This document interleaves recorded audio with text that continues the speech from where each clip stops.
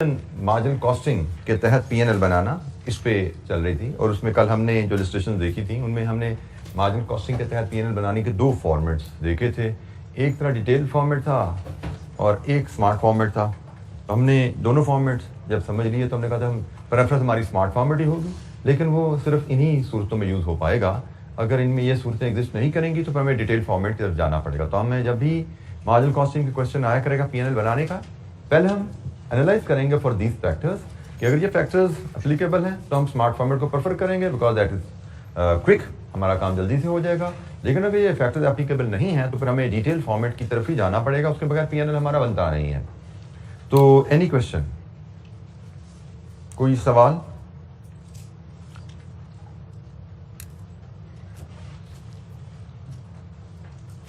अच्छा जी, मजीद कुछ इलस्ट्रेशंस देखेंगे। अब हम एब्जॉर्प्शन कॉस्टिंग पे भी हमारी बात शुरू होगी थी और अब एब्जॉर्प्शन कॉस्टिंग पे ही कुछ मजीद इलस्ट्रेशन देखेंगे और फिर प्रॉफिट्स की रिकंसिलिएशन हम करेंगे कि मार्जिन कॉस्टिंग एब्जॉर्प्शन कॉस्टिंग में जो प्रॉफिट डिफरेंट आ रहा है उसकी वजह क्या है, उसको कैसे रिकंसाइल कर सकते हैं। इलस्ट्रेशन नंबर 5 है जी। ये हमने कल मार्जिन कॉस्टिंग में ये डाटा हैंडल किया था, शायद इलस्ट्रेशन 3 के तहत। इलस्ट्रेशन 5 में वही डाटा हमें दिया गया है with may be a little bit change, थोड़ा सा एक आध जगह चेंज होगी value just to make it suitable for absorption costing.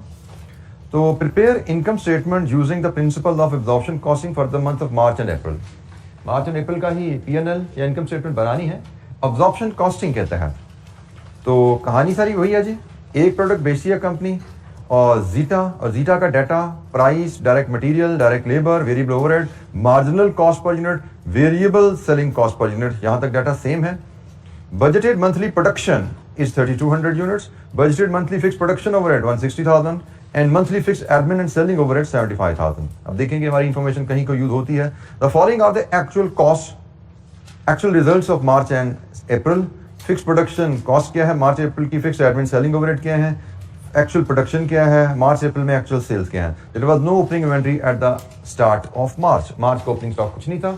ये सारा डाटा हमने कल हैंडल किया था, लेकिन कल की इन्फॉर्मेशन में गालिबन ये एक इन्फॉर्मेशन नहीं थी। शायद बजटेड प्रोडक्शन वहाँ पे हमें अवेलेबल नहीं थी, लेकिन एब्जॉर्प्शन कॉस्टिंग में हमें इसकी ज़रूरत पड़ने वाली है, शायद इसलिए हमें ये दिया गया है। तो एब्जॉर्प्शन कॉस्टिंग के तहत हम इस डाटा को हैंडल जब करने चलते हैं तो मार्च अप्रैल में जैसे हमने 2 कॉलम में कल पीएनएल बनाया था, उसी अंदाज में इसका फॉर्मूला बिल्ड करते हैं और फिर देखते हैं कैसे हम इसको हैंडल करते हैं। इलस्ट्रेशन नंबर 5 की बात कर रहे हैं और 2 कॉलम में हम इसको लेकर चलेंगे।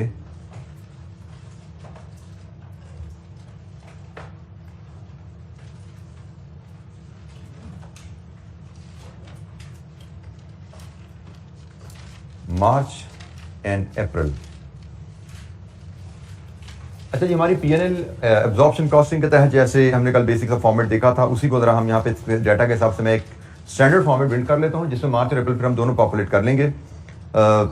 स्टार्टिंग विद सेल्स, फिर स्टैंडर्ड फॉर्मेट में हम लेस करते हैं cost of sales. Cost of sales हमारी यहाँ पे जो बनती है वो होगा जी ओपनिंग स्टॉक। ऐड, अब यहाँ पे ना एक वर्ड आप ऐड कर लीजिए, आदत डाल लीजिए, ताकि इससे आपसे एब्जॉर्प्शन कॉस्टिंग में फॉर्मेट में आपको बात गलती होने के चांसेस कम रहेंगे। एब्जॉर्प्शन कॉस्टिंग में जब बात कर रहे होते हैं ना तो we add full production cost. Marginal costing में हम यहाँ पे वेरिएबल प्रोडक्शन कॉस्ट लेते हैं, तो एब्जॉर्प्शन कॉस्टिंग में हम फुल प्रोडक्शन कॉस्ट लेते हैं और फिर लेस करते हैं क्लोजिंग स्टॉक। और हम एक और काम करते हैं कि बजाय से हम टोटल करके फिर ओवर अंडर एब्जॉर्ब एडजस्ट करें, हम यहीं पे ओवर अंडर एब्जॉर्ब एडजस्ट कर देते हैं ताकि टोटल करने का टाइम हमारा बचेगा। हमें पता है अगर हमने ओवर एब्जॉर्ब, क्योंकि हमने सीखा था कि प्रोडक्शन कॉस्ट में हम एब्जॉर्ब्ड ओवरहेड लेंगे जिसकी वजह से फर्क आएगा, तो हमने फिर ये भी बात की थी ओवर एब्जॉर्ब अगर होंगे तो उनको डिडक्ट कर देंगे और अगर अंडर एब्जॉर्ब हुए हैं ओवरहेड्स तो हम उनको ऐड कर देंगे। तो यहां से हमें ये जो सब टोटल मिलेगा इन 4 वैल्यूज से, ये हमारी कॉस्ट ऑफ सेल्स होगी। सेल्स और कॉस्ट ऑफ सेल्स आ जाएगा तो फिर हम ग्रॉस प्रॉफिट ले पाएंगे और ग्रॉस प्रॉफिट में से फिर हम लेस करते हैं non production cost. Non production cost में हमारे पास यहां पे 2 फिगर्स अवेलेबल है जी। एक basically fix admin and selling overheads हैं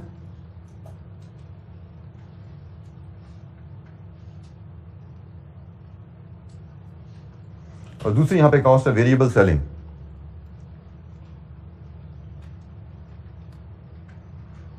ये जो हमारा कंप्लीट पीएनएल है, we should have net profit here, हमें यहां से नेट प्रॉफिट हमें मिलेगा।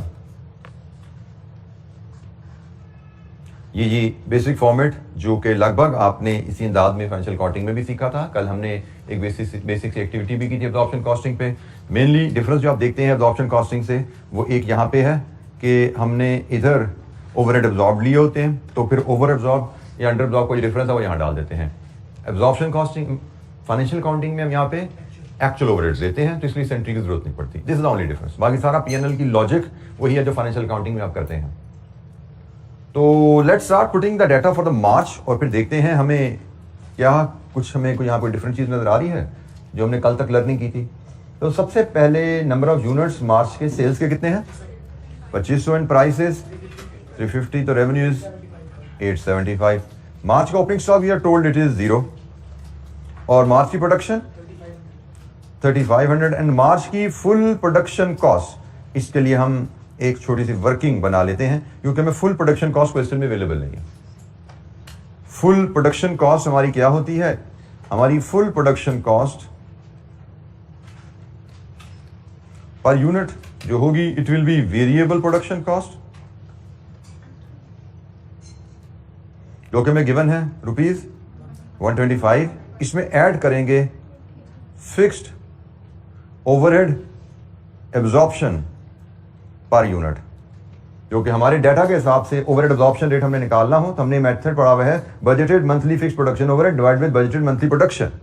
तो यहां पे वो बनेगी जी 160,000 डिवाइड विद 3200 यूनिट्स। तो यहां से बताइए हमारा ओवरहेड एब्जॉर्प्शन रेट क्या है? 50। ये हमारी आती है जी full production cost per unit 175, and don't forget this is inclusive of overhead absorption. 175 हमारी full production cost per unit है। मार्जिनल कॉस्टिंग में हमारे लिए 125 ही काफी थी, लेकिन एब्जॉर्प्शन कॉस्टिंग में हमें फिक्स्ड ओवरहेड को भी एब्जॉर्ब करना है। तो एस्टिमेटेड बेसिस पे ओवरहेड एब्जॉर्ब निकालने का तरीका क्या है? Budgeted overhead divide with budgeted activity. जी एनी क्वेश्चन, कोई सवाल?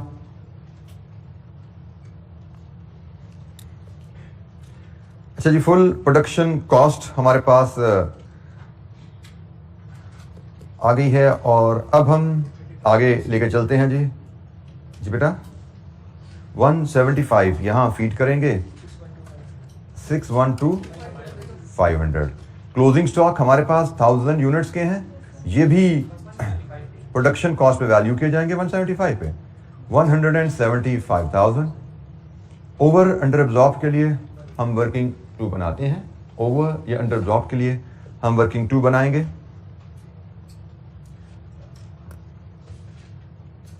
और ओवर अंडर एब्जॉर्ब हमें चूंकि शायद मार्च और अप्रैल के लिए दोनों के लिए वर्कआउट करना पड़ेगा, तो हम यहाँ पे 2 कॉलम में इसको ले लेते हैं ताकि एक ही वर्किंग में हम दोनों को हैंडल कर लेंगे। यहाँ पे हम मार्च के ओवर अंडर एब्जॉर्ब बना लेंगे, यहाँ पे हम अप्रैल के ओवर अंडर एब्जॉर्ब बना लेंगे। और ओवर अंडर एब्जॉर्ब होते हैं actual fixed overheads minus absorbed fixed overhead. इन दो वैल्यूज का फर्क कहलाता है ना ओवर अंडर एब्जॉर्ब। इन दो वैल्यूज का फर्क हमारा ओवर या अंडर एब्जॉर्ब्ड ओवरहेड कहलाता है। तो एक्चुअल फिक्स्ड ओवरहेड हम मार्च की अभी बात कर रहे हैं, एक्चुअल फिक्स्ड प्रोडक्शन ओवरहेड मार्च के 150,000 है। एब्जॉर्ब फिक्स्ड प्रोडक्शन ओवरहेड, हमने प्रोडक्शन ओवरहेड्स में यहां पे कितनी खर्चा चार्ज किया है? हमने यहां पे फिक्स्ड ओवरहेड पर यूनिट कितना चार्ज किया? पर यूनिट फिक्स्ड ओवरहेड कितना चार्ज किया? इसमें 50, इसमें पर यूनिट फिक्स्ड ओवरहेड 50 हमने चार्ज किया हुआ है। 50 इंटू 3500 ये हमारे टोटल ओवरहेड इसमें एब्जॉर्ब हुए हैं। इस फिगर में हमारे टोटल ओवरहेड कितने एब्जॉर्ब हुए में हैं? वो है जनाब 50 रुपीज इंटू 3500 यूनिट्स, 175,000 यूनिट्स। ये यहां से आपको नजर आ रहा है भाई, आपने कॉस्ट पर यूनिट में 50 रुपए पर यूनिट ऐड किया ना, एब्जॉर्प्शन रेट 50 रुपए पर यूनिट आपने ओवरहेड एब्जॉर्ब किए हैं, और आपने प्रोडक्शन कॉस्ट को 3500 यूनिट्स चार्ज किए हैं। तो 3500 यूनिट इंटू 50, 175,000 आपने ओवर कॉस्ट चार्ज की है, एब्जॉर्ब की है। एक्चुअल ओवरहेड 150 है। इसका मतलब ये केस है ओवर एब्जॉर्ब का। इसको मैं विदाउट ब्रैकेट लिख रहा हूं 25,000, ये मेरे ओवर एब्जॉर्ब है। या चले मैं इसको यहाँ पे ब्रैकेट डाल देता हूँ, यहाँ पे ब्रैकेट आ जाएगी तो ओवर एब्जॉर्ब भी ब्रैकेट में आके ये मेरे ओवर एब्जॉर्ब है। और अगर अंडर एब्जॉर्ब आते तो मैं बगैर ब्रैकेट के लिख देता। मेरी मर्जी है, मैं चाहूं तो विदाउट ब्रैकेट विद ब्रैकेट जैसे मर्जी मेंशन करूं। मकसद है फर्क पता होना चाहिए कि भाई ओवर एब्जॉर्ब कैसे कौन से हैं, अंडर एब्जॉर्ब कौन से हैं। जी एनी क्वेश्चन? हमारे पास ओवर एब्जॉर्ब्ड ओवरहेड्स आ गए। एक्चुअल खर्चा हमारा 150,000 है, हमने अपनी प्रोडक्शन को यहां पे 175 चार्ज कर दिया है, तो क्या करें जी? ओवर एब्जॉर्ब्ड ओवरहेड यहां पे माइनस किए जाते हैं, तो हम यहां पे ओवर एब्जॉर्ब्ड ओवरहेड जो हमने 25,000 एक्स्ट्रा चार्ज कर दिया वो माइनस करेंगे। अब बताइए कॉस्ट ऑफ सेल्स हमारी क्या आती है? 412500। यहां से फिर हम अगर this is A this is B, तो ग्रॉस प्रॉफिट हमारा ए माइनस बी 462,500। जी एनी क्वेश्चन? किसी बच्चे के ध्यान में यहां तक किसी कैलकुलेशन पे, किसी वैल्यू की डिटर्मिनेशन पे कोई सवाल? जी हमें बजटेड ओवरहेड्स हैं बेटा, ये हम पीएनएल बना रहे हैं, फिर क्या आएगा? एक्चुअल और बजटेड का डिफरेंस क्या होता है बेटा? आप बेटा बोलने दीजिए, एक्चुअल और बजटेड का डिफरेंस क्या होता है? आप किसी क्यों माइनस करना चाह रहे हैं? दोनों का फर्क क्यों लेना चाह रहे हैं?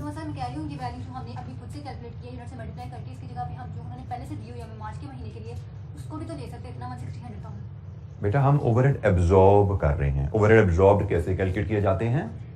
How do we calculate overhead absorb? Budget overhead absorb कैसे लेते हैं? कौन बताएगा? आप बताइए बेटा, ओवरहेड एब्जॉर्ब कैसे कैलकुलेट करते हैं? बेटा इसको ओवरहेड एब्जॉर्प्शन रेट कहते हैं। This is overhead absorption rate. मैं ओवरहेड एब्जॉर्ब्ड पूछ रहा हूं। ओवरहेड एब्जॉर्ब्ड होते हैं overhead absorption rate into number of units, और हम यहां पे ओवरहेड एब्जॉर्ब कर रहे हैं, तो वो कैसे करेंगे? Actual production into overhead absorption rate. ये ओवरहेड एब्जॉर्ब्ड यहां पे आ रहे हैं, ठीक हो गया?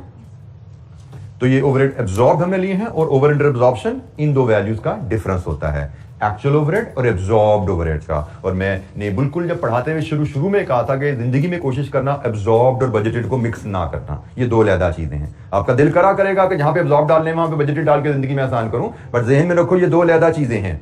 उस वक्त भी मैंने बड़ा हाईलाइट करके आपको डिफरेंशिएट करवाया था, बट अगेन वो प्रॉब्लम जो मैंने फोरसी करके आपको वार्न भी किया था फिर भी नजर आ रही है। तो this shows reading again and again how important is. बार बार पढ़ना, जाके ये चीज लिखी होगी कहीं ना कहीं आपके पास 3 4 5 नोट्स पड़े होते हैं, तो ये चीज आपको परेशान ना करती बेटा। इसका मतलब जिस मैंने आपको कहा था कि आपको कितना पढ़ना है, आपको पता लगेगा क्लासरूम में पिछले नॉलेज से कोई चीज गड़बड़ हो रही है। अगर हो रही है इसका मतलब जो किया है वो काफी नहीं है।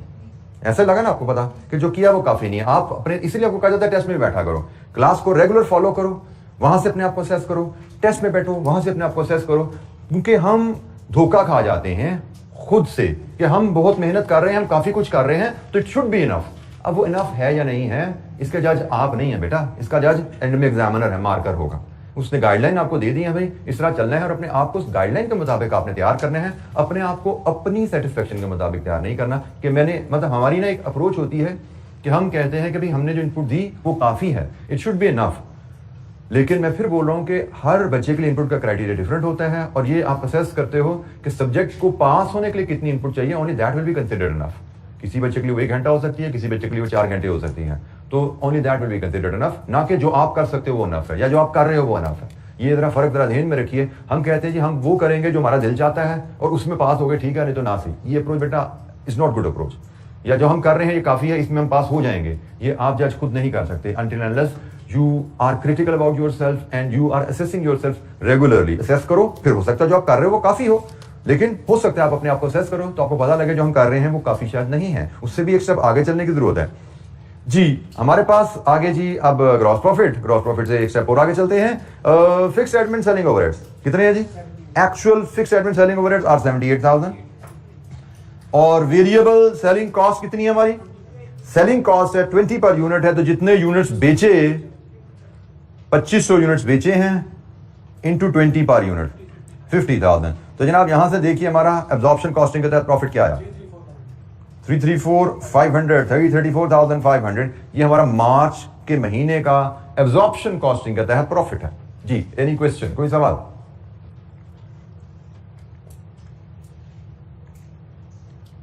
मार्च के महीने का एब्जॉर्प्शन कॉस्टिंग के तहत प्रॉफिट हमारा 334,500। अच्छा जी अब एक काम कीजिए, अप्रैल के महीने का प्रॉफिट बनाइए, ये आपकी क्लास एक्टिविटी है। अप्रैल के महीने का एब्जॉर्प्शन कॉस्टिंग के तहत प्रॉफिट बनाइए।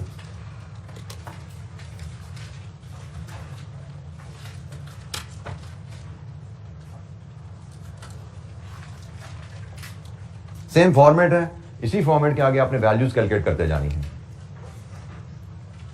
और किसी जगह आपको कोई गाइडलाइन चाहिए हो यहाँ पे वर्किंग के फॉर्मेट पे तो मुझे कहिएगा, मैं स्लाइड को मूव करके आपको दिखा दूंगा।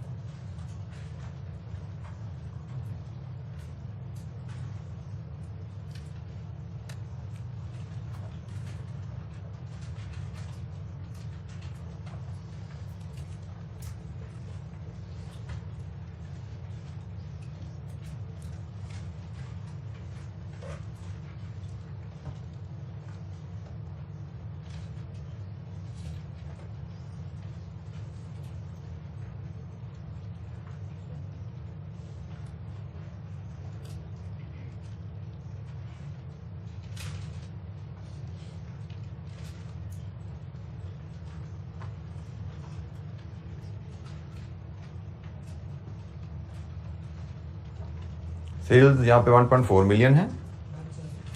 ओपनिंग स्टॉक कितना है जी? 175,000। प्रोडक्शन कॉस्ट 525,000 है। क्लोजिंग स्टॉक 0 है। ओवर या अंडर एब्जॉर्ब?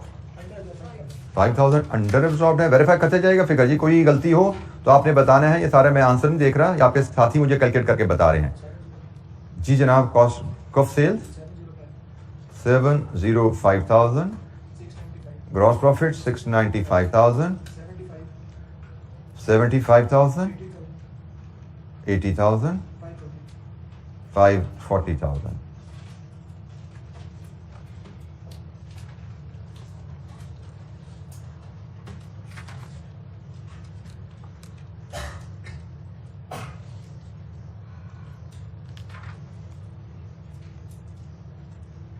वैल्यूज आपके पास हैं, इनमें सिर्फ एक वर्किंग टू जो है इसको भी हम पॉपुलेट कर देते हैं। हमारे एक्चुअल प्रोडक्शन ओवरहेड यहाँ पे कितने हैं?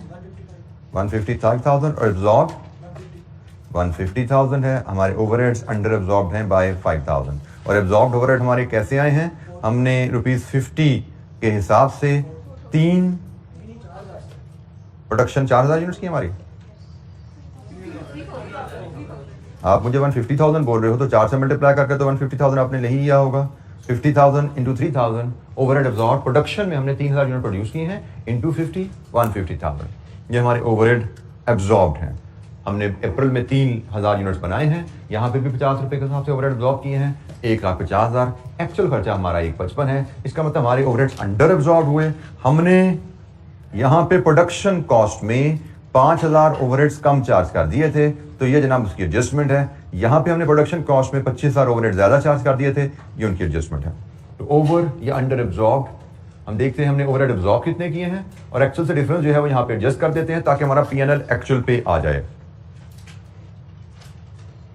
यहाँ पे एक पॉइंट आप में से किसी ने क्वेश्चन नहीं किया, वो ये था कि हमने तो सीखा था ओवर अंडर एब्जॉर्ब को हम यूनिट सोल्ड और क्लोजिंग स्टॉक की रेशियो में डिस्ट्रीब्यूट कर देते हैं।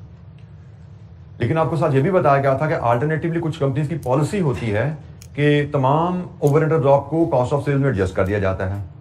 तो अगर तो क्वेश्चन हमें बताएगा कि ओवर अंडर एब्जॉर्ब को आपने यूनिट्स के हिसाब से तकसीम करना है तो फिर हम तो तकसीम करेंगे, लेकिन यहाँ पे क्वेश्चन साइलेंट है। तो क्वेश्चन जब साइलेंट हो तो हमारी स्टैंडर्ड पॉलिसी रहेगी ओवर अंडर एब्जॉर्ब को कॉस्ट ऑफ सेल्स में चार्ज कर दो, आसानी है हमारे लिए, हम क्यों उसको तकसीम करते रहे।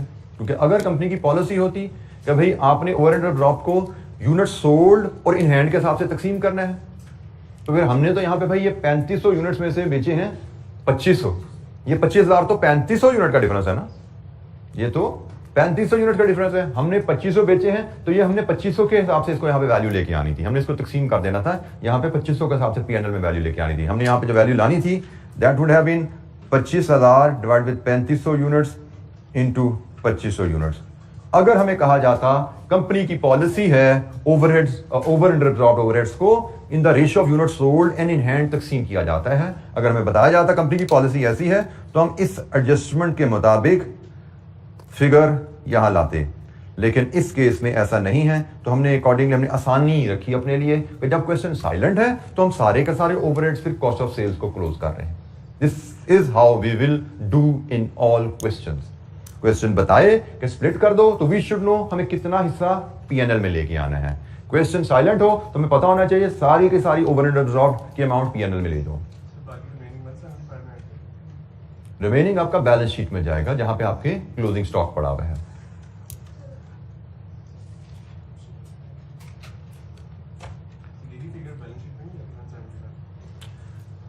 $175,000 प्रोडक्शन कॉस्ट क्लोजिंग स्टॉक, ठीक कह रहे हैं आप। हमने लेस करनी है तो बिल्कुल ठीक कह रहे हैं। हमें ओवर एब्जॉर्ब्ड ओवरहेड है, कॉस्ट ऑफ सेल्स में लेस, कुछ पोर्शन यहां जाएगा कुछ पोर्शन यहां जाएगा, बिल्कुल ठीक पे ले जाना है तो हम इसको भी एक्सेल पे ले जाएंगे, इसको भी एक्सेल पे ले जाएंगे। आपके साथी ने कहा बिल्कुल ठीक कहा कि हमने क्लोजिंग स्टॉक को भी एडजस्ट करना है और हमने इसको भी एडजस्ट करना है। तो हम फिर स्प्लिट कर देंगे, कुछ अमाउंट यहाँ एडजस्ट होगी कुछ अमाउंट इसमें एडजस्ट होगी। डायरेक्शन प्लस माइनस हमें देखना पड़ेगा। जैसे यहाँ पे हम कह रहे हैं कि हमने ओवर एब्जॉर्ब्ड है, ये डिडक्शन करनी है तो ये वैल्यू भी हम रिड्यूस करेंगे, ये वैल्यू भी हम रिड्यूस करेंगे, लेकिन उसके रिजल्ट्स फर्क आएंगे, उसके रिजल्ट्स फर्क आएंगे। ये नहीं क्वेश्चन, कोई सवाल? अच्छा जी, अब यहीं से ही हम थोड़ा सा इन दोनों प्रॉफिट्स के डिफरेंस को भी जरा अंडरस्टैंड कर लें। हमने यही सवाल कल किया था मार्जिनल कॉस्टिंग के तहत। तो जरा हम 3 कॉलम बनाते हैं, उसमें मार्जिनल कॉस्टिंग और एब्जॉर्प्शन कॉस्टिंग के प्रॉफिट्स को जरा एनालाइज करते हैं। 3 कॉलम कैसे? एक हम मार्च के महीने का रिजल्ट लाएंगे, एक अप्रैल के महीने का रिजल्ट लाएंगे और एक मार्च प्लस अप्रैल मतलब 2 मंथ पीरियड का रिजल्ट लाएंगे। और हमने कल कैलकुलेट किया था प्रॉफिट्स अंडर मार्जिनल कॉस्टिंग और आज हमने कैलकुलेट किया प्रॉफिट अंडर एब्जॉर्प्शन कॉस्टिंग। तो एब्जॉर्प्शन कॉस्टिंग के प्रॉफिट्स हमारे पास यहाँ अवेलेबल है, पहले इसको फीड कर देते हैं। अप्रैल में मार्च में आया 334 500, अप्रैल में 540,000, टोटल कितना बनता है ये? 874,500। ये हमारे एब्जॉर्प्शन कॉस्टिंग के प्रॉफिट्स हैं। अब जरा मार्जिनल कॉस्टिंग के प्रॉफिट्स जो हमने कल कैलकुलेट किए थे 284,500, 590,000 and the total is same. अब यहां से हम समझेंगे कि भाई ये क्या कहानी है कि मार्जिनल कॉस्टिंग का प्रॉफिट कहीं तो एब्जॉर्प्शन कॉस्टिंग से कम है, एब्जॉर्प्शन कॉस्टिंग का प्रॉफिट कहीं ज्यादा है, इस तरह चले कह लें, कहीं एब्जॉर्प्शन कॉस्टिंग का प्रॉफिट कम है और कहीं दोनों प्रॉफिट्स बराबर हैं। ये वजह क्या है? इसी जगह से हम इन दोनों प्रॉफिट में डिफरेंस की रीजन को समझेंगे और उसकी रिकंसिलिएशन बनाना सीखेंगे। तो हम देख रहे हैं मार्च के महीने में एब्जॉर्प्शन कॉस्टिंग का प्रॉफिट ज्यादा है, अप्रैल के महीने में एब्जॉर्प्शन कॉस्टिंग का प्रॉफिट कम है और 2 मंथ पीरियड 2 महीनों का इकट्ठा पीएनएल देखें तो दोनों प्रॉफिट्स बराबर हैं। अच्छा जी, प्रॉफिट्स में जो डिफरेंस है इसकी वजह है आपके ओपनिंग स्टॉक यूनिट्स और क्लोजिंग स्टॉक यूनिट्स का डिफरेंस। इनके यूनिट्स में डिफरेंस की वजह से प्रॉफिट्स में डिफरेंस आता है। जैसे मुझे जरा मार्च में बताएं, मार्च में ओपनिंग स्टॉक के यूनिट कितने थे?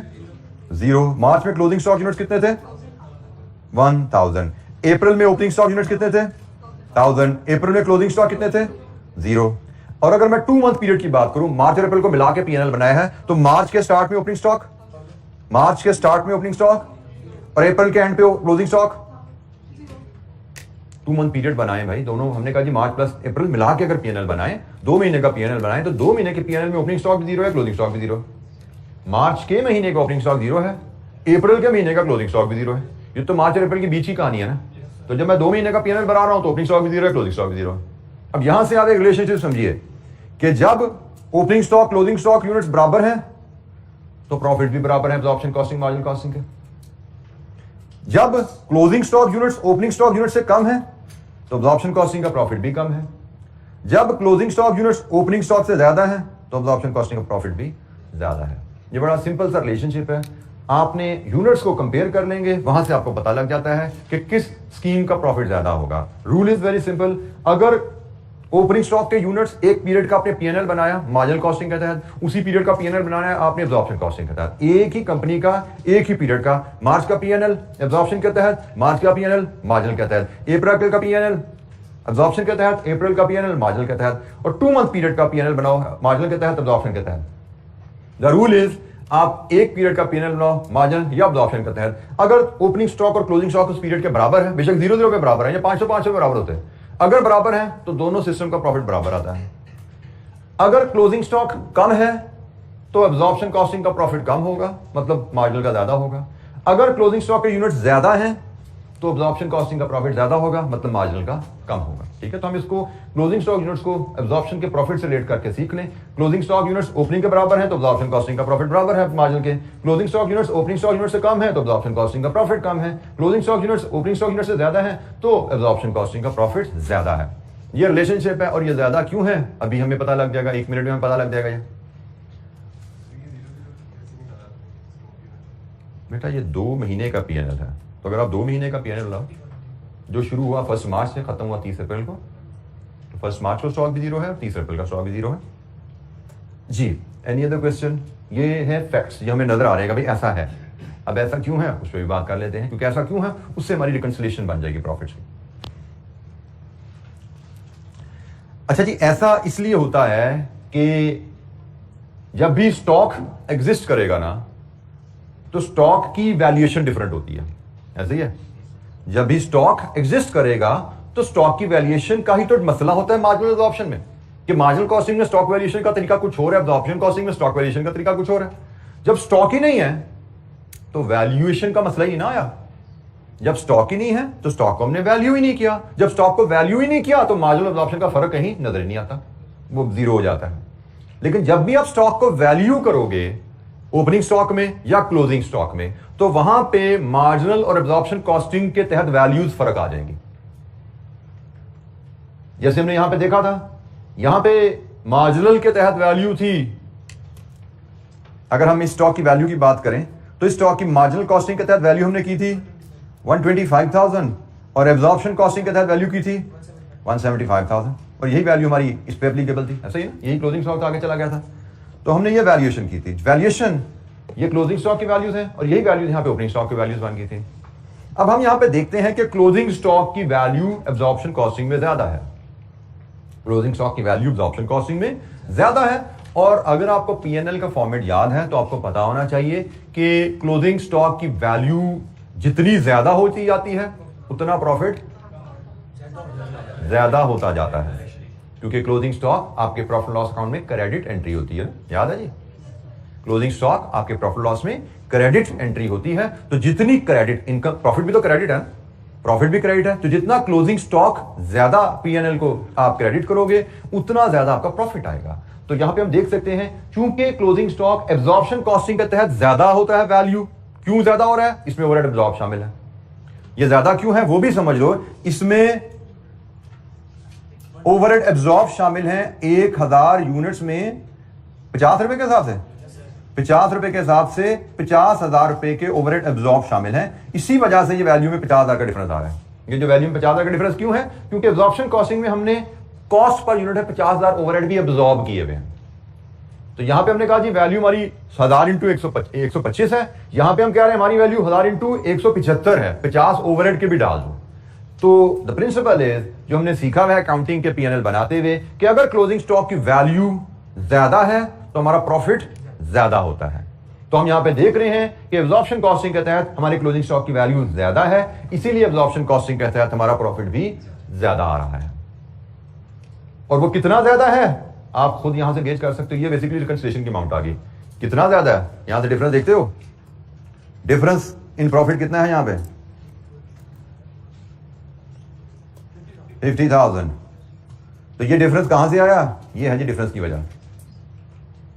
ये डिफरेंस क्यों है, क्योंकि हमारे क्लोजिंग स्टॉक में ओवरहेड एब्जॉर्ब हुए हैं। कितने के एब्जॉर्ब हुए हैं जी, 50,000 के।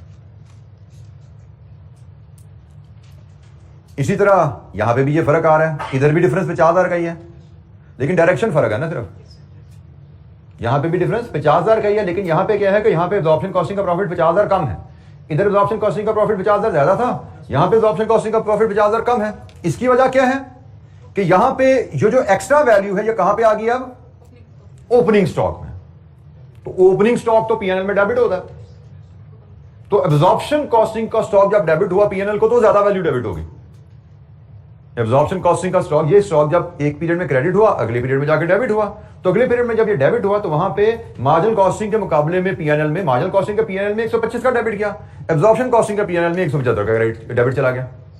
तो पिछले महीने में ये वैल्यू यहां पे एब्जॉर्प्शन कॉस्टिंग में ज्यादा प्रॉफिट का बाइस बनी, क्योंकि पिछले महीने में ये वैल्यू क्लोजिंग स्टॉक की थी और पीएनएल को क्रेडिट हो रही थी, प्रॉफिट ज्यादा आ गए। अब यहां पे ये वैल्यू आके अप्रैल में ये वैल्यू आके डेबिट हो रही है, तो जब पीएनएल को ये वैल्यू डेबिट हो रही है तो उसके नतीजे में एब्जॉर्प्शन कॉस्टिंग का प्रॉफिट मार्जिन के मुकाबले में कम हो जाता है। और यहां पे चूंकि स्टॉक बराबर है, ना ओपनिंग में ना क्लोजिंग में, तो वैल्यू का मसला ही नहीं, इसलिए प्रॉफिट बराबर है। तो यह जनाब प्रॉफिट्स में रीजन की कहानी, ये डिफरेंस की कहानी। प्रॉफिट में डिफरेंस क्यों आता है? प्रॉफिट में डिफरेंस तब आएगा जब ओपनिंग स्टॉक और क्लोजिंग स्टॉक यूनिट्स आपके डिफरेंट होंगे। जब opening stock closing stock units बराबर हैं तो जनाब आपका प्रॉफिट बराबर है। जब भी यूनिट्स में डिफरेंस होगा प्रॉफिट में डिफरेंस आ जाएगा। और हमसे जब कहा जाता है कि भी प्रॉफिट्स में डिफरेंस को रिकंसाइल करो, तो रिकंसिलिएशन में जो हमारा डिफरेंस इन प्रॉफिट होता है उसकी कैलकुलेशन बड़ी सिंपल सी है। Difference in profits under marginal costing and absorption costing is equal to difference in opening stock and closing stock units multiplied with fixed overhead absorption rate। यह है जी difference calculate करने की पॉइंट। जैसे हमने यहां पे अभी देखा कि भाई हमारा क्लोजिंग स्टॉक 1000 है, ओपनिंग स्टॉक 0 है, तो difference in profits into ₹50, difference आया 50,000 का। और दोनों महीनों में यही डिफरेंस है। ओपनिंग क्लोजिंग स्टॉक यूनिट में 1000 यूनिट का फर्क है, एक जगह बस क्लोजिंग स्टॉक ज्यादा है, एक जगह ओपनिंग ज्यादा है, बट डिफरेंस दोनों में 1000 यूनिट्स का ही है। प्लस माइनस आने की जरूरत नहीं यहां पे हमें, ठीक है। मार्च के महीने में भी ओपनिंग क्लोजिंग स्टॉक में यूनिट्स में यही फर्क है कि मार्च में ओपनिंग 0 क्लोजिंग 1000 है, अप्रैल में ओपनिंग 1000 क्लोजिंग 0 है। तो ओपनिंग और क्लोजिंग स्टॉक के यूनिट्स में डिफरेंस, फर्क तो 1000 का ही है ना, कम किसके ज्यादा किसके उसकी हम बात छोड़ देते हैं। ओपनिंग क्लोजिंग स्टॉक यूनिट्स में डिफरेंस तो 1000 का ही है, तो 1000 यूनिट्स इंटू 50,000 प्रॉफिट में फर्क है। अब फर्क 50,000 का है। अब कोई पूछा जी किसका प्रॉफिट 50,000 ज्यादा होगा, तो उसूल बड़ा सीधा है भाई, अगर तो क्लोजिंग स्टॉक ज्यादा है तो एब्जॉर्प्शन कॉस्टिंग का प्रॉफिट 50,000 ज्यादा है, और अगर क्लोजिंग स्टॉक कम है तो एब्जॉर्प्शन कॉस्टिंग का प्रॉफिट 50,000 कम है। कितना डिफरेंस है वो निकालने के लिए हमें ये फार्मूला ध्यान में रखना है, और डिफरेंस किसका प्रॉफिट ज्यादा किसका कम है उसके लिए हमें ये बिहेवियर ध्यान में रखना है कि ओपनिंग क्लोजिंग स्टॉक को कंपेयर करेंगे और उसके हिसाब से हमें पता लगेगा प्रॉफिट कहां पे कम या ज्यादा होने वाला है या बराबर होने वाला है।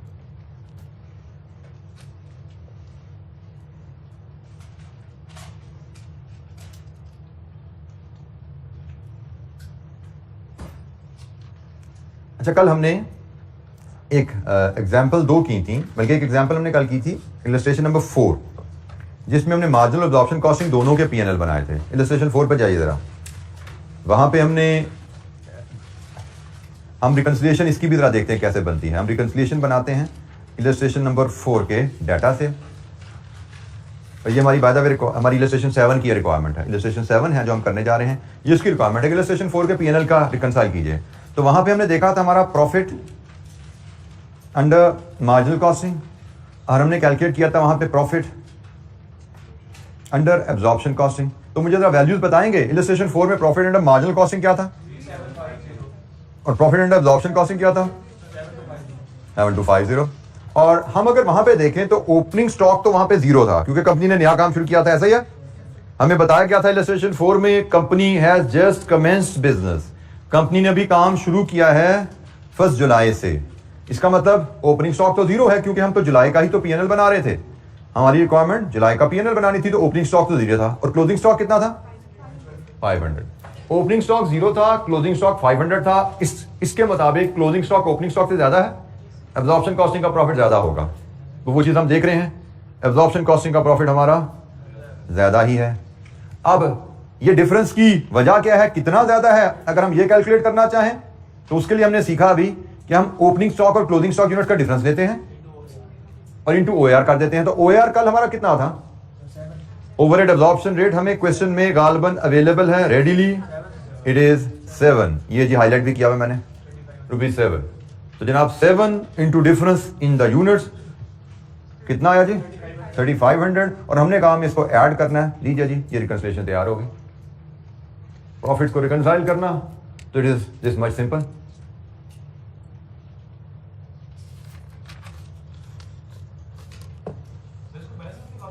जी बेटा बैलेंस करके नहीं निकालेंगे आप, क्योंकि नंबर आपके इस वर्किंग के हैं। अगर रिकंसिलिएशन के नंबर हैं तो रिकंसिलिएशन में नंबर आपके सिर्फ इस वैल्यू को कैलकुलेट करने के हैं। एक नंबर या दो नंबर हैं, उस वैल्यू के कैलकुलेट करने के हैं। अगर आपने वो कैलकुलेट नहीं किया तो नंबर आपको नहीं मिले। रिकंसिलिएशन का मतलब होता है दो वैल्यूज में डिफरेंस को कैलकुलेट कीजिए कहां से आया। दो वैल्यूज की रिकंसिलिएशन बनाने से मुराद है दो वैल्यूज में जो डिफरेंस कहां से आया वो कैलकुलेट करके बताइए। तो हमने कहा जी एक वैल्यू ये है, एक वैल्यू ये है, और ये डिफरेंस है यहां से आया। This is called reconciliation. जी एनी अदर क्वेश्चन, कोई और सवाल? अच्छा हम एक और एक्टिविटी करते हैं। हम इलस्ट्रेशन 6 है, इलस्ट्रेशन 6 में हमसे क्या कहा गया है? इलस्ट्रेशन 6 में हमें कहा गया जी हम P&L बनाएं, income statement for September based on marginal costing, फिर income statement for September based on absorption costing. हमें ये दो P&L बनाने को कहा गया है, तो हम ये दो P&L बनाएंगे और फिर आगे एक इलस्ट्रेशन हमारे पास ये अवेलेबल है इलस्ट्रेशन 9, इसमें रिकंसिलिएशन का भी कहा गया है। तो हमने इलस्ट्रेशन 7 भी कर ली है जिसमें इलस्ट्रेशन 4 के प्रॉफिट भी रिकंसाइल किए। हमने इलस्ट्रेशन 8 भी कर ली है जिसमें इलस्ट्रेशन 3 और 5 में मार्च अप्रैल के प्रॉफिट रिकंसाइल किए। अब हम इलस्ट्रेशन 6 और उसकी कंटिन्यूएशन में इलस्ट्रेशन 9 है, इनको देखना चाहते हैं। तो let's read the data of illustration 6 और फिर देखते हैं क्या है इसमें। Tough Limited makes and sells 2 products ZB. The following information is available for the month of September. Production Z B के कितने यूनिट्स हुए, सेल्स Z और B के कितने यूनिट्स हुए। ओपनिंग इन्वेंट्री 0 है जी सितंबर के महीने में दोनों प्रोडक्ट्स की। यूनिट सेलिंग प्राइस Z और B की क्या है, और direct material, direct labour, variable production overhead, fixed production overhead pre determined. ये वो ना भी लिखे, जब भी पर यूनिट डाटा दिया जाएगा इट इज अंडरस्टूड ये प्री डिटरमिन्ड या OAR है। प्री डिटरमिन्ड रेट्स या OAR एक ही बात होती है, ठीक है, तो ये OAR ही होता है। और वेरिएबल सेलिंग कॉस्ट है। Fixed production overhead for the period were 410,000, fixed admin selling overhead were 154,000। अच्छा जी पहले हम मार्जिनल कॉस्टिंग के P&L की बात करते हैं। तो मार्जिनल कॉस्टिंग के P&L में तुमने कहा था हमारे पास दो तरीके होते हैं, स्मार्ट या लॉन्ग। तो हमने कहा था स्मार्ट हमारी पहली प्रेफरेंस है, और स्मार्ट के लिए जरूरी होता है कि पहली कंडीशन है ओपनिंग स्टॉक। तो यहाँ पे तो ओपनिंग स्टॉक 0 है भाई, इसका मतलब मार्जिनल कॉस्टिंग स्मार्ट फॉर्मेट से होगा, ठीक है। तो हम मार्जिनल कॉस्टिंग के तहत P&L पहले बनाते हैं, स्मार्ट फॉर्मेट से मार्जिनल कॉस्टिंग का P&L हमारा बनेगा यहाँ पे।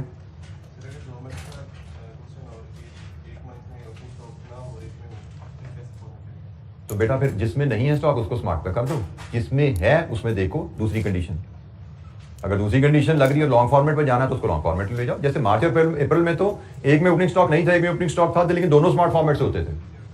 मार्च अप्रैल अभी जो हमने किया था कल, वो दोनों स्मार्ट फॉर्मेट से हो गए थे। तो आप दूसरी कंडीशन देखोगे, अगर आपको लगता है मार्च का स्मार्ट फॉर्मेट बनाना है और अप्रैल का लॉन्ग फॉर्मेट बनाना है तो ऐसे कर लो, मार्च को स्मार्ट से करो, अप्रैल को लॉन्ग से कर लो, या दोनों को लॉन्ग से करना चाहो कोई हर्ज नहीं। आपको लगता है कोई फर्क नहीं पड़ता, टाइम एक जितना ही लगेगा, तो दोनों को लॉन्ग से कर लो, डज नॉट मैटर। अच्छा जी इलस्ट्रेशन 6 हमारा स्मार्ट फॉर्मेट है जी total contribution less total fixed cost, it gives us net profit. ये है जी मैं स्मार्ट फॉर्मेट के तहत हम मार्जिनल कॉस्टिंग जब P&L बनाते हैं। टोटल कंट्रीब्यूशन हमारा क्या होता है, यूनिट सोल्ड, जैसे Z के यूनिट सोल्ड 4600, इसका कंट्रीब्यूशन पर यूनिट एक वर्किंग से हम ले आएंगे, प्लस यूनिट सोल्ड B के 3200, इसके कंट्रीब्यूशन पर यूनिट हम वर्किंग से ले आते हैं, और वर्किंग है हमारी 1। हम वर्किंग 1 बनाते हैं जहां पे हम कंट्रीब्यूशन पर यूनिट कैलकुलेट करते हैं। कंट्रीब्यूशन पर यूनिट होता है जी price less price per unit minus variable cost per unit. तो हमारे पास दो प्रोडक्ट हैं जी की प्राइस क्या है, जी की प्राइस है जी 180, और वेरिएबल कॉस्ट देखें तो 30, 36, 24 एंड 2। तो जी का कंट्रीब्यूशन पर यूनिट 38, 88, और बी का कंट्रीब्यूशन पर यूनिट, इसकी प्राइस है 150 और वेरिएबल कॉस्ट इसका 24, 16 एंड 2 84। जी जनाब, कंट्रीब्यूशन पर यूनिट की कैलकुलेशन में कोई दिक्कत, हमें जी और बी दोनों का कंट्रीब्यूशन पर यूनिट हमने कैलकुलेट कर लिया। इन कंट्रीब्यूशन पर यूनिट के हिसाब से हम टोटल कंट्रीब्यूशन कैलकुलेट कर सकते हैं। ये वैल्यूज रेडीली हमें पेज 72 की टॉप पे जो टेबल में वहां पे अवेलेबल है, उस टेबल में से सिर्फ एक फिक्स कॉस्ट की फिगर थी, उसको हमने स्किप किया। ये फिक्स कॉस्ट की फिगर है, ये हमने स्किप की है कंट्रीब्यूशन की कैलकुलेशन में, क्योंकि ये तो फिक्स ओवरहेड्स हैं, हमें तो प्राइस माइनस वेरिएबल कॉस्ट चाहिए।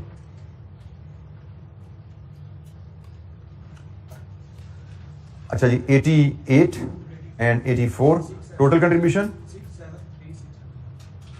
ये लीजिए जी, ये हमारा टोटल कंट्रीब्यूशन आ गया। इसके बाद फिक्स कॉस्ट, तो फिक्स कॉस्ट की जो फिगर है हमें यहाँ पे बताई गई है इलस्ट्रेशन 6 में, प्रोडक्शन ओवरहेड के 4,10,000 हैं और एडमिन सेलिंग के 1,50,000 हैं। आपकी आसानी के लिए प्रेजेंटेशन में ऐसे भी कर सकता हूँ, 4,10,000 जमा 1,54,000। मुझे अलहदा से प्रोडक्शन नॉन प्रोडक्शन दिखाने की कोई जरूरत नहीं है यहाँ पे, ठीक है। कितना जी?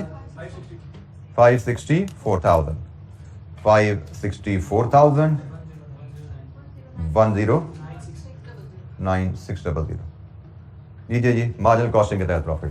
प्रेजेंटेशन यहाँ पे जैसे मैंने कहा सिंपल हम करना चाहे कर लें, हमारे लिए कोई कैद नहीं है। तो जैसे मैं पहले तो दो अलग कॉस्ट के आइटम डालता रहा हूँ, अब मैंने आपको बता दिया भाई ऐसे भी लिख दो, कोई हर्ज नहीं है। फिक्स कॉस्ट सारी इकट्ठी कर दो, कोई हर्ज नहीं है। ये भी प्रेजेंटेशन ठीक है, 2 लाइनों में काम खत्म हो गया हमारा पीएनएल का। जी, मार्जिनल कॉस्टिंग के तहत पीएनएल हमने बनाया इलस्ट्रेशन 6 में। कोई सवाल?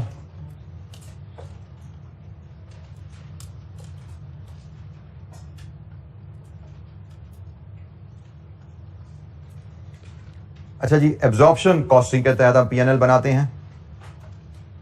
एब्जॉर्प्शन कॉस्टिंग के तहत पीएनएल बनेगा sales less cost of sales, और कॉस्ट ऑफ सेल्स हमारी यहां पे ओपनिंग स्टॉक तो है नहीं, ऐसे ही है, ओपनिंग स्टॉक तो नहीं है, तो हमारी आएगी फुल प्रोडक्शन कॉस्ट, पहले full production cost less closing stock, और इसमें don't forget to adjust over या अंडर एब्जॉर्ब्ड फिक्स्ड ओवरहेड्स। यहां से आपके पास कॉस्ट ऑफ सेल्स और फिर आपके पास आ जाएगा ग्रॉस प्रॉफिट। ग्रॉस प्रॉफिट में से आप लेस कर देंगे non production cost, then you will have net profit.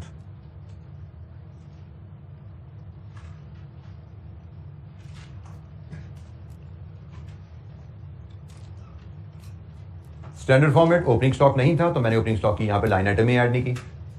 Sales, 2 products हैं, दोनों का रेवेन्यू यहां पे लेके आते हैं। जी के 4600 units into price plus B के 3200 यूनिट्स इनटू प्राइस, और प्राइस है जी जी की 180 और बी की 150, 1308000। ये है जी हमारा रेवेन्यू।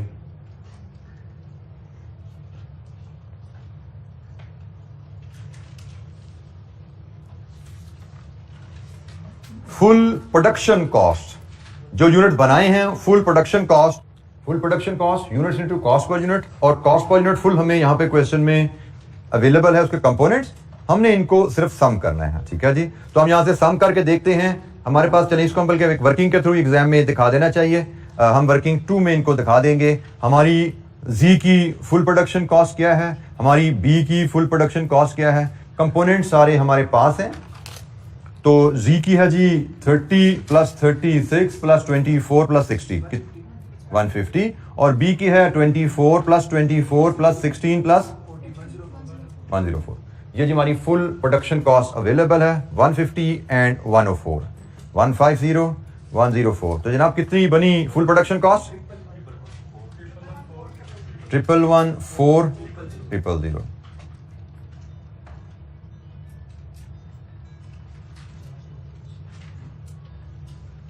अब जी क्लोजिंग स्टॉक, तो इसका 400 है और इसका 300 है। 400 इंटू 150 फुल प्रोडक्शन कॉस्ट पे वैल्यू होगा, और 300 इंटू 104 91200। ये जी हमारे पास क्लोजिंग स्टॉक आ गया जो लेस होता है यहाँ पे। अब बात है जी ओवर अंडर एब्जॉर्ब की, इसके लिए हम वर्किंग 3 बनाएंगे। ओवर अंडर एब्जॉर्ब्ड ओवरहेड्स हमारे क्या है, वर्किंग 3। ओवर अंडर एब्जॉर्ब्ड किन दो वैल्यूज का फर्क है? Actual overheads and absorbed fixed overheads. Actual overheads हमें इलस्ट्रेशन 6 में रेडीली अवेलेबल है प्रोडक्शन के 4,10,000, और एब्जॉर्ब्ड जो हमारे ओवरहेड्स हुए हैं जनाब वो ये हैं 60 एंड 40, यही है ना रेट। तो जनाब units produced 5,000 into 60 plus 3,500 into 40, यही है जी। कितना जी? ये हमारे ओवरहेड एब्जॉर्ब हुए हैं, तो हम यहां से देखते हैं हमारे overheads are over absorbed by 30,000। ये हमारे ओवरहेड एब्जॉर्प्शन रेट था, units produced into overhead absorption rate. हमारे पास ओवरहेड एब्जॉर्ब्ड आ गए हैं। ओवरहेड एब्जॉर्ब्ड और एक्चुअल ओवरहेड का डिफरेंस, हमारे पास ओवर एब्जॉर्ब्ड ओवरहेड्स हैं 30,000 जी। Any question? ओवरहेड एब्जॉर्ब्ड और एक्चुअल ओवरहेड का डिफरेंस, ओवर एब्जॉर्ब्ड ओवरहेड्स 30,000। दो प्रोडक्ट्स बनाई हैं, दोनों में हमने अलग-अलग ओवरहेड एब्जॉर्ब किए हुए हैं, तो हमने टोटल ओवरहेड एब्जॉर्ब लेने हैं। ये भी टोटल फैक्ट्री का खर्चा है, एक्चुअल ये टोटल फैक्ट्री का ओवरहेड एब्जॉर्ब है। ओवर एब्जॉर्ब्ड ओवरहेड्स को क्या करते हैं जी? माइनस किया जाता है यहां पे 30,000। तो जनाब कॉस्ट ऑफ सेल्स हमारी क्या बनी यहां से जी? 992800। यहां से हमारा ग्रॉस प्रॉफिट आया, क्या आया जी? 315। ये हमारा ग्रॉस प्रॉफिट आ गया। Any question? Sales less cost of sales gross profit.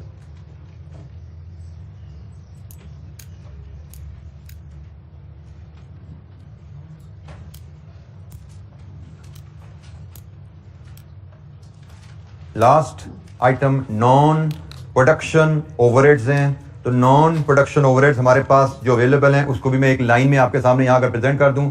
Fixed overhead है 154,000 प्लस वेरिएबल हैं जो कि सेलिंग हैं, तो 4600 इंटू 2 प्लस 3200 इंटू 2 169600। लीजिए जी, यू हैव योर प्रॉफिट 145,600। लीजिए जी, ये एब्जॉर्प्शन कॉस्टिंग का प्रॉफिट भी आपके पास आ गया है, मार्जिनल कॉस्टिंग का प्रॉफिट भी आपने कैलकुलेट किया था, ये 109 है। इसकी रिकंसिलिएशन का पार्ट डिफरेंस जो है आप देख लीजिएगा घर से, कोई इशू होगा तो हम उसको मंडे को डिस्कस कर लेंगे। रिकंसिलिएशन आपको पता है, आपने क्लोजिंग स्टॉक यूनिट्स लेने हैं और इनटू ओवरहेड एब्जॉर्प्शन रेट करना है। दोनों के यूनिट्स लेंगे, दोनों के रिस्पेक्टिव ओवरहेड एब्जॉर्प्शन रेट से मल्टीप्लाई करेंगे, डिफरेंस की जो वैल्यू है आपके पास आ जाएगी। अच्छा, ये आज के लिए इतना ही। आगे इंशाअल्लाह मजीद एक्टिविटीज़ हमारी चलती रहेगी। अभी हमारा काम इस चैप्टर पे ख़त्म नहीं हुआ। आई थिंक मंडे का दिन मजीद हम इसी चैप्टर पे लगाएंगे और फिर हम इसके पास पेपर क्वेश्चन पे जाएंगे। क्वेश्चन पे भी कुछ ना कुछ एक्टिविटी हमारी रहेगी जी। एनी क्वेश्चन, कोई सवाल? ओके जी, थैंक यू वेरी मच। अस्सलाम वालेकुम।